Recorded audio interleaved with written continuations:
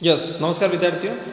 आज हम BA first की क्लास पेपर है हमारा जो है सेकंड, और टॉपिक है हमारा नगरीय प्रतिरूप। ठीक है, मैं हूँ आपके साथ योगेश कलाल।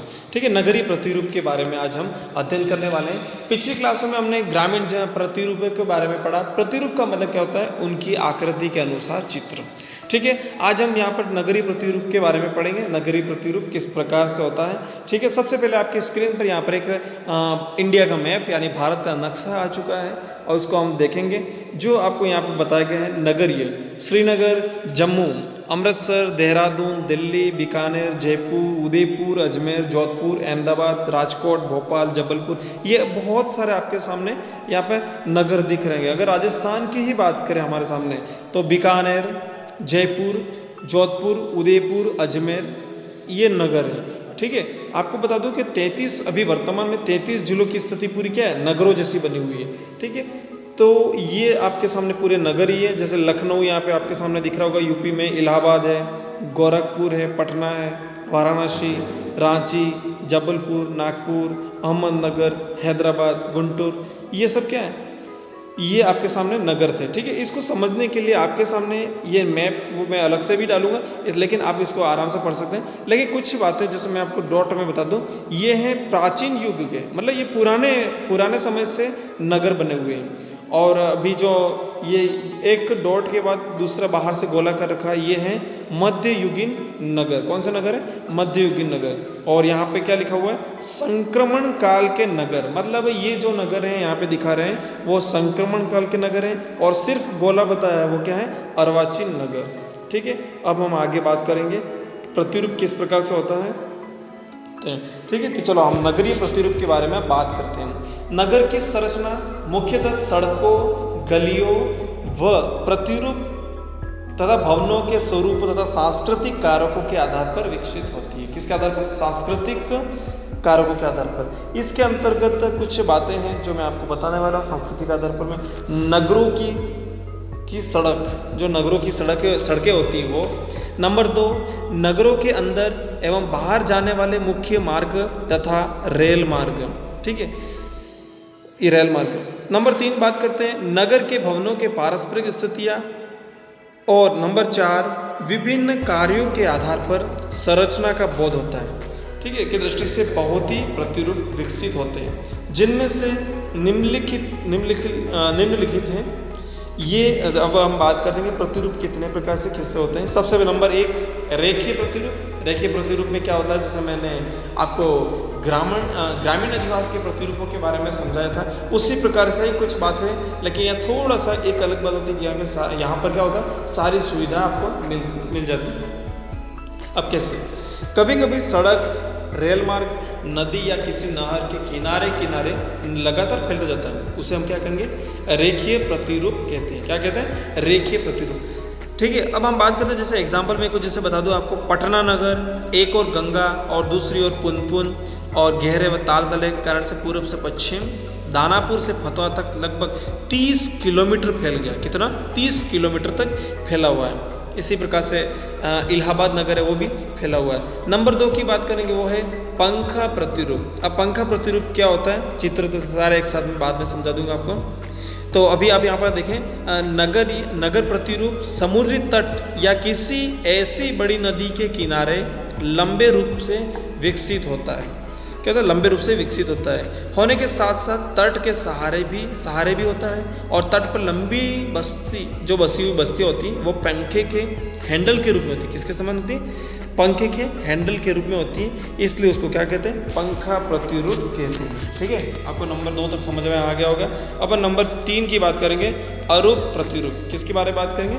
अरूप प्रतिरूप। नगरों का प्रतिरूप अरूप प्रतिरूप या आकृति विहीन लगते हैं। कैसे लगते हैं? आकृति विहीन लगते हैं। गांव के छोटे कस्बे बने नगर में ऐसे ही प्राकृतिक आकृति विहीन लगते हैं। जैसे अगर एग्जाम्पल की बात करूँ तो मध्य गंगा के मैदान में लार एवं रुद्रपुर, देवरिया के आसपास का जो क्षेत्र है वो इसी प्रकार का अरूप का है। मकड़ी के जाल का प्रतिरूप, मकड़ी जाल का प्रतिरूप मतलब रेडियो केंद्रित विधि भी कहा जाता है। जैसे एक बीच में गोला है और गोले के बाद में साइड में एक प्रतिरूप बनते हैं, उसको क्या कहते हैं, मकड़ी जाल। और ये मानवों का प्रतिरूप होता है और ये आयताकार प्रणाली में था।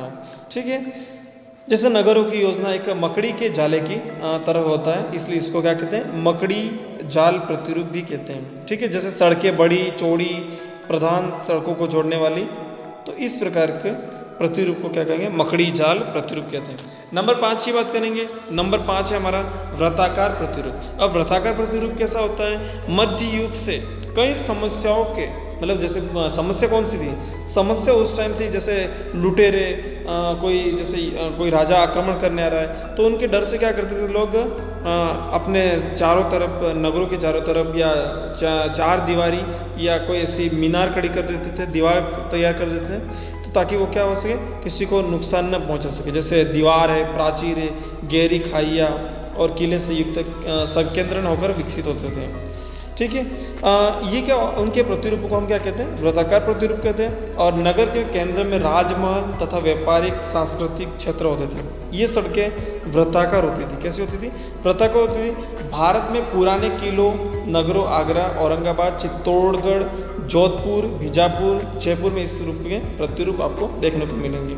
ठीक है, ये मैंने आपको बता दिया वृत्ताकार प्रतिरूप के बारे में। अभी हमने जो देखा वो था वृत्ताकार प्रतिरूप के बारे में।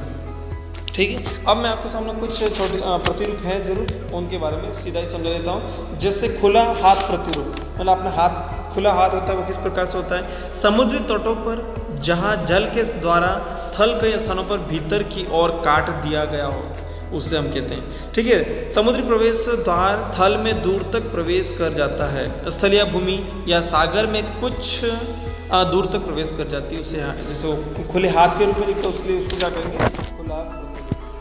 चेकर प्रतिरूप, चेकर बोर्ड प्रतिरूप नंबर 7 पर, तो ये ऐसे नगर होते हैं जो सड़कें एक दूसरे पर समकोण पर काटती हैं और जो क्या होती है, समानांतर होती है। ऐसे प्रतिरूपों को हम क्या कहेंगे, चेकर बोर्ड या आयताकार प्रतिरूप भी कहते हैं इसको, या ग्रिड प्रतिरूप भी कहते हैं। ठीक है, मैक्सिको में इस प्रकार के आपको देखने को मिलेगा, और भारत के बेंगलुरु, भुवनेश्वर नगर में आपको ये चीज़ें देखने को मिलेगी।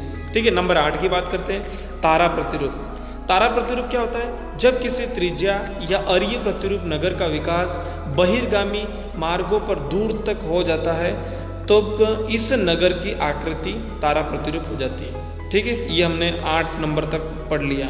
ठीक है, अब नंबर 9 को समझाऊंगा मैं आपको। नंबर 9 है मिश्रित प्रतिरूप। विश्व के अधिकांश नगरों का प्रतिरूप मिश्रित प्रकार को देखने को मिलेगा, मतलब इसमें कोई आकार नहीं होता है, इसलिए उसको क्या कहेंगे, मिश्रित कहेंगे। ठीक है, नगर के किसी भाग में वृत्ताकार, तो कहीं रेखीय, तो कहीं ग्रिड प्रणाली होती है, कहीं आयताकार होती है, कहीं वर्गाकार होती है, तो इसलिए इसको क्या कहेंगे, मिश्रित बोलेंगे। उसको कौन सा नाम दें, इस वजह से क्या कहते हैं, मिश्रित कहते हैं। नंबर 10 की बात करेंगे, अरीय प्रतिरूप, जो नगर, सड़कों या रेल मार्गों को केंद्र पर बसे हैं और बाद में ये बढ़ते बढ़ते नगर के बाहर जाने लगते हैं, सारे आगे बढ़ते रहते हैं, इसको क्या कहेंगे, अरीय प्रतिरूप कहते हैं। अब नंबर 11 नंबर की बात करेंगे, इसमें आगे आपके अन्य प्रतिरूप। ठीक है, अन्य प्रतिरूप क्या होता है, ये छोटे नगरों की आकृति विभिन्न कारणों से एल की आकार में, टी आकार में, यू आकार में, धनुषाकार या अन्य प्रकार की जो घटना होती है, धनुषाकार, त्रिभुजाकार, खोखलाकार, आयताकार, वर्गाकार, इस प्रकार की जो आकृति बनती है उसको क्या कहेंगे, इसको मैंने अन्य प्रतिरूप में रखा है। ठीक है, अब आपके सामने कुछ चित्र नजर आ रहे होंगे आपके स्क्रीन पर। जैसे सबसे पहले मैंने आपको यहाँ पर बताया आयताकार प्रतिरूप, जो एक सैद्धांतिक तरीके से आयताकार, एक को दूसरा जो बता रखा है वो प्रतिरूप है, वो है प्रायोगिक के आधार पर बताया गया है।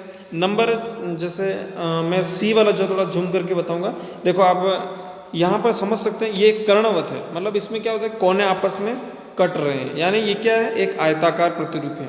नंबर डी की बात करूँगा, ये है एक केंद्रीय एवं अरीय बिंदु, मतलब ये क्या होता है, जैसे एक यहाँ पे मार्केट अगर बीच में बाजार बन गया तो आगे की तरफ क्या होता है, बढ़ता जाता है। ठीक है, अब हम बात करेंगे जैसे सकेंद्रीय व अरीय प्रतिरूप। ठीक, जैविक प्रतिरूप, आयताकार एवं मकड़ी जाल प्रतिरूप, और ये आपके सामने प्रतिरूप थे, मैंने आपको बता दिया। ठीक है, अब कुछ वापस दोहरान कर लेते हैं। कौन कितने प्रतिरूप हैं?